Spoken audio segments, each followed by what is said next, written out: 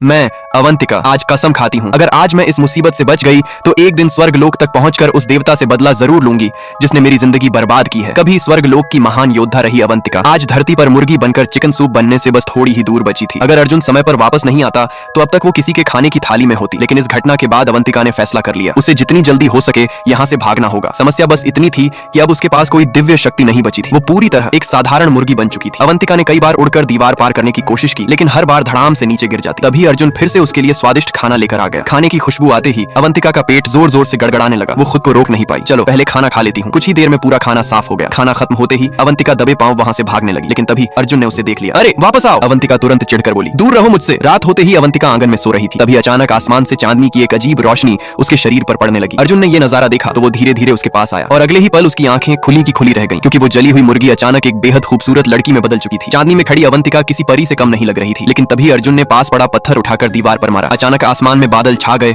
और चांदनी गायब हो गई। जैसे ही रोशनी हटी अवंतिका फिर से मुर्गी बन गई। उधर अवंतिका आराम से सोती रही। उसे बिल्कुल अंदाजा नहीं था कि अर्जुन उसकी असली शक्ल देख चुका है। अगर उसे पता चल जाता तो शायद वो अर्जुन को जिंदा ही नहीं छोड़ती। अगली सुबह अर्जुन बाहर किसी लड़की से बात कर रहा था। बस तभी अवंतिका को मौका मिल गया। वो चुपके से घर से भाग निकली। आजादी मिलते ही वो खुशी से इधर उधर घूमने लगी। आखिरकार मैं आजाद हो गई। लेकिन किस्मत को शायद कुछ और ही मंजूर था। घूमते घूमते वो फिर से बाजार पहुंच गई और वहां अकेली घूमती मोटी मुर्गी को देखकर लोगों की भीड़ उसके पीछे पड़ गई। सब उसे पकड़कर पकाना चाहते थे। अवंतिका पूरी ताकत से भागने लगी लेकिन इतने सारे लोगों से बचना आसान नहीं था। कुछ ही देर में किसी ने टोकरी डालकर उसे पकड़ लिया। भीड़ खुशी से चिल्लाने लगी, आज तो बढ़िया चिकन बनेगा। ये सुनते ही अवंतिका गुस्से से फट पड़ी। अरे बेवकूफो, मैं कोई साधारण मुर्गी नहीं, एक दिव्य फीनिक्स हूँ। लेकिन उसकी बात कौन समझता। जान बचाने के लिए उसने पूरी ताकत लगाई और आखिरकार उड़कर बाहर निकल गई। हालांकि वो सिर्फ 3-4 मीटर ही उड़ पाई लेकिन फिलहाल के लिए खतरे से बच चुकी थी। तभी अचानक तेज बारिश शुरू हो गई। भीगी हुई अवंतिका सड़क पर अकेली खड़ी सोच रही थी कि अब कहाँ जाए। उसी समय दूर से अर्जुन छाता लेकर उसकी तरफ आता दिखाई दिया। अवंतिका उसे देखकर मन ही मन सोचने लगी, पता नहीं ये आदमी आखिर है कौन, लेकिन अभी के लिए इसके साथ रहना ही बेहतर है। कम से कम यहाँ मुझे अच्छा खाना तो मिलता है।